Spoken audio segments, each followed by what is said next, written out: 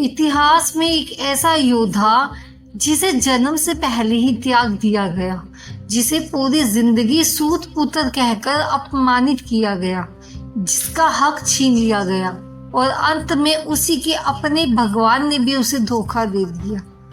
तो सवाल ये है कि करण के साथ सबसे बड़ा अन्याय आखिर किसने किया? माँ ने, समाज ने, दोस्त ने या फिर भगवान ने? राम राम प्रिय भक्तों, भक्ति बीट्स में आपका स्वागत है। भक्तों, आज की इस कहानी के अंत तक आपका जवाब पूरी तरह बदल जाएगा। आपसे अनुरोध है, कृपया वीडियो के अंत तक बने रहें, क्योंकि अंत में इसी कहानी का जवाब आपको मिल जाएगा। भक्तों, महाभारत की इस विशाल कहानी में एक ऐसा योद्धा था जो जन्म से महान था, लेकिन किस्मत ने उसे कभी महान बनने नहीं दिया। उसका नाम था करण। लेकिन क्या आप जानते हैं, करण को सबसे पहला अन्याय उसके जन्म के साथ ही शुरू हो गया था। कहानी शुरू होती है एक राजकुमारी से, जिसका नाम था कुंती। कुंती को एक दिव्य वरदान मिला था, जिसके द्वारा वो किसी भी देवता को बुलाकर उनसे संतान प्राप्त कर सकती थी। जिज्ञासा में बचपन की गलती में कुंती ने सूर्य देव को बुला लिया और उसी क्षण उनकी गोद में एक दिव्य बालक था, जिसके शरीर पर जन्म से ही कवच और कुंडल थे। वो कोई साधारण बालक नहीं था, वो था महारथी करण। लेकिन समाज, लोगों की सोच और एक अविवाहित माँ का डर, इन सब ने मिलकर एक ऐसा फैसला करवाया जो इतिहास का सबसे बड़ा अन्याय बन गया। कुंती ने अपने ही बच्चे को एक टोकरी में रखकर एक नदी में बहा दिया। सोचिए, जिस बच्चे ने अभी आंख भी नहीं खोली, उसे उसकी माँ ने ही छोड़ दिया। क्या यही करण के साथ सबसे बड़ा अन्याय था, या ये सिर्फ शुरुआत थी? नदी में बहता हुआ वो बालक किस्मत से पहुंचा एक साथी के घर। उस साथी का नाम था अधिरथ और उसकी पत्नी राधा। उन्होंने उस बच्चे को अपनाया, प्यार दिया और नाम रखा करण। करण को माँ का प्यार मिला, लेकिन पहचान नहीं मिली। समाज ने उसे हमेशा ही एक नाम दिया, जिसका नाम था सूत पुत्र। उसके सपने बहुत बड़े थे, वो भी एक महान योद्धा बनना चाहता था, लेकिन हर बार उसे उसके जन्म की याद दिलाई जाती। हर बार उसे बताया जाता, तुम राजा के बेटे नहीं हो, तुम सिर्फ एक साथी के बेटे हो। करण के पास टैलेंट था, करण के पास मेहनत थी, लेकिन उसके पास समाज की स्वीकृति नहीं थी।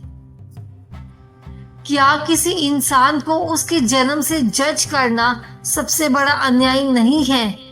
कमेंट में हमें जरूर बताना। भक्तों, उसी पल करण ने ठान लिया था कि वो दुनिया का सबसे महान धुरंधर बनेगा। वो गया गुरु के पास। गुरु थे महान गुरु द्रोणाचार्य। लेकिन वहां भी उसे सिर्फ एक ही जवाब मिला, तुम सूत पुत्र हो, मैं तुम्हें शिक्षा नहीं दे सकता। करण का दिल टूट गया, लेकिन उसने हार नहीं मानी। वो पहुंचा एक और महान गुरु के पास, जो थे परशुराम। लेकिन इस बार करण ने झूठ बोला कि वो ब्राह्मण है। परशुराम ने उसे शिक्षा दी, उसे सबसे महान योद्धा बना दिया, लेकिन किस्मत को शायद कुछ और मंजूर था। एक दिन परशुराम को सच्चाई पता चल गई और उन्होंने करण को श्राप दिया कि जिस क्षण तुम्हें इस विद्या की सबसे ज्यादा जरूरत होगी, तुम सब कुछ भूल जाओगे। सोचिए, जिसने मेहनत करके सब कुछ पाया, उसी से उसका सबसे बड़ा हथियार छीन लिया गया। अब सवाल उठता है, क्या करण गलत था या उसे मजबूर किया गया था? जब पूरी दुनिया करण के खिलाफ थी, तब एक व्यक्ति ने उसका हाथ थामा। उसका नाम था दुर्योधन। दुर्योधन ने सबके सामने करण को अपनाया, उसे सम्मान दिया और उसे अंग देश का राजा बना दिया। पहली बार किसी ने करण को उसका हक दिया था। करण ने भी अपनी पूरी जिंदगी दुर्योधन के नाम कर दी। लेकिन सवाल ये है, क्या ये दोस्ती सच्ची थी या एक चाल थी? क्या दुर्योधन ने कर्ण की मदद की या अपने युद्ध के लिए इस्तेमाल किया? कर्ण के जीवन में ये दोस्ती एक सहारा भी थी और शायद उसके पतन की शुरुआत भी। भक्तों, कर्ण की जिंदगी में अन्याय अब तक खत्म नहीं हुआ था। असल परीक्षा तो अभी बाकी थी। अब हम जानेंगे कर्ण और अर्जुन की टक्कर और वो सच जो पूरी कहानी बदल देगा। इसीलिए अंत तक बने रहें। दो योद्धा, दोनों ही असाधारण, दोनों ही महान, लेकिन किस्मत ने दोनों के लिए अलग रास्ते चुने। एक था अर्जुन, राजकुमार, गुरु का प्रिय शिष्य, हर किसी का सम्मान पाने वाला, और दूसरी तरफ था कर्ण, जिसे हर बार उसके जन्म के कारण रोका गया। जब भी कर्ण ने अर्जुन को चुनौती दी, हर बार उसे यही सुनने को मिला, तुम राजकुमार नहीं हो, तुम अर्जुन के बराबर नहीं हो। सोचिए, अगर कर्ण को भी वही मौके मिलते, वही पहचान मिलती, तो क्या अर्जुन आज भी महान कहलाता? कर्ण लड़ रहा था सिर्फ अर्जुन से नहीं, बल्कि उस सिस्टम से जो उसे कभी बराबरी का मौका ही नहीं देना चाहता था। महाभारत का युद्ध शुरू होने वाला था और उसी समय एक सच सामने आया जिसने सब कुछ बदल कर रख दिया था। स्वयं भगवान श्री कृष्ण कर्ण के पास आए। उन्होंने कर्ण से कहा, तुम सूत पुत्र नहीं हो, तुम पांडवों के सबसे बड़े भाई हो और कुंती के पुत्र हो। कर्ण, जिसने पूरी जिंदगी अपनी पहचान के लिए संघर्ष किया, आज उसे उसका सच मिल चुका था। अगर वो चाहता तो वो राजा बन सकता था, पांडवों का नेता बन सकता था। लेकिन कर्ण ने क्या चुना? उसने चुना अपना वचन। उसने कहा, मैं उस दोस्त को कभी नहीं छोड़ सकता जिसने मुझे तब अपनाया जब पूरी दुनिया ने मुझे ठुकरा दिया था। यहाँ सवाल आता है, क्या कर्ण ने सही किया या उसने अपनी जिंदगी का सबसे बड़ा मौका खो दिया? अब महाभारत का युद्ध अपने चरम पर था और अब सामना था कर्ण और अर्जुन का। दोनों आमने सामने थे। इतिहास का ये सबसे बड़ा युद्ध था। लेकिन तभी कर्ण के रथ का पहिया कीचड़ में फंस गया।